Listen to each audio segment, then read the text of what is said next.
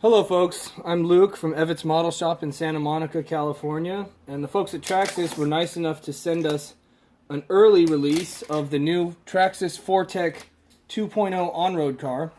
You can see some of its finer features over here.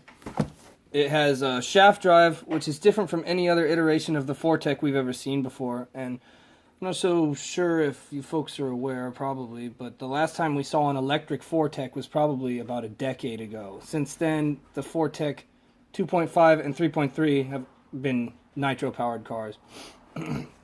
There's a high offset wheels in the back, which looks really cool, and 5-spoke wheels that match the body style. The body on this is really, it's a cool design departure for Traxxas in a lot of ways, because not only is it a licensed body, you can see a 3/4 view of it here. And that's kind of cool because we are going to be unboxing the blue car today. It has a lot of cool scale design elements to it. The vacuum forming on it is real precise and nice looking. The decals will all be applied in-house, as always, by Traxxas, and they look nice. Let's see. It also has the TQI radio in the box, so that's a nice upgrade. Let's get into it and see what we got going on here.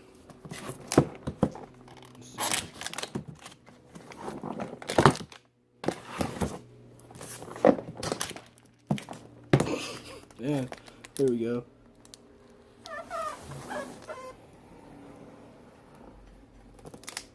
This box is just a really nice box. I could say that right off the cuff, right off the bat. The shrink wrap is superb. I don't think I've seen shrink wrap on the grade of this shrink wrap since probably the Kyosho Inferno 2.5 Kanai edition that came out in the late 1990s, early 2000s. Fantastic. Alright, here we go.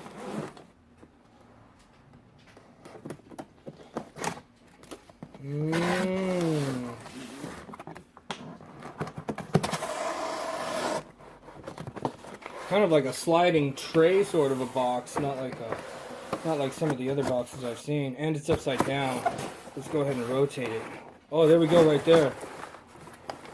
See that guy? Looks good even when it's all covered up in plastic like that. Here's the radio.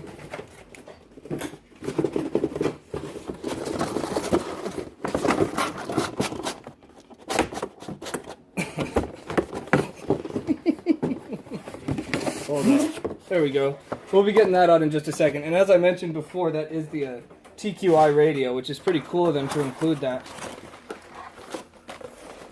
See here, we got a couple of zip ties we need to cut. Should be no problem.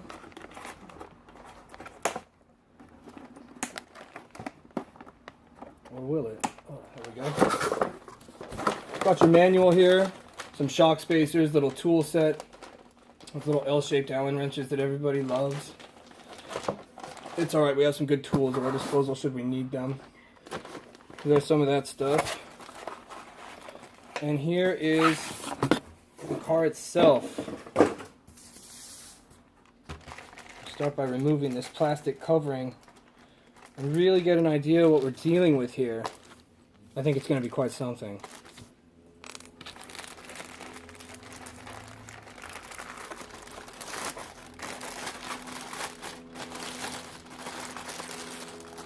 There we go.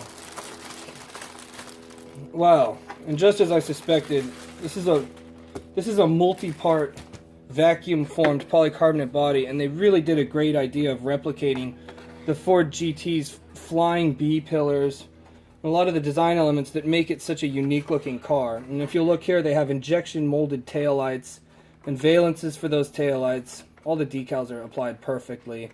And the body's already laser cut. You don't have to cut anything, and it's very precisely laser cut too. There's even a matte finish, if you'll look, in certain places where that treatment is appropriate for the scale appearance of the body. It really is a nice body. And also, all the hardware on the body is hex with nylon lock nuts on the receiving end. Quite nice. Over here's the chassis. Have a look at what we got going on here. Now, like we talked about, this is really a big departure from any other 4Tech chassis that we've seen in the past, nitro or electric. They've mostly been belt drive. This is all-wheel drive, shaft drive. I'm noticing some of the finer features on it. It does have oil-filled shocks. The ride quality feels like it's going to be really nice. There's an easy-to-operate battery bar, and this takes the 7-cell battery, the stick-type pack that you're going to find in any of the slash-type cars. Any of the long 7-cell Traxxas battery packs, with 23 and 26 millimeter spacing, depending on what you decide to use, because it is compatible with the 7.4 volt Traxxas 2-cell battery. Pretty cool.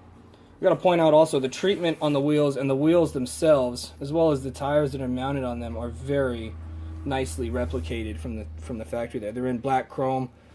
Nice offset on the rear, gives it a real aggressive look. And you can see here that even though there will be modifications, it'll be easy to do. The suspension geometry is not too adjustable on this. It doesn't have adjustable toe in, and it doesn't have adjustable camber either on the front or rear. However, it does have steel drive shafts, and obviously front and rear differentials. And everything on this car uses bearings, which is quite nice as well. If you'll look inside the wheel here, you also notice that it has a mock brake disc setup.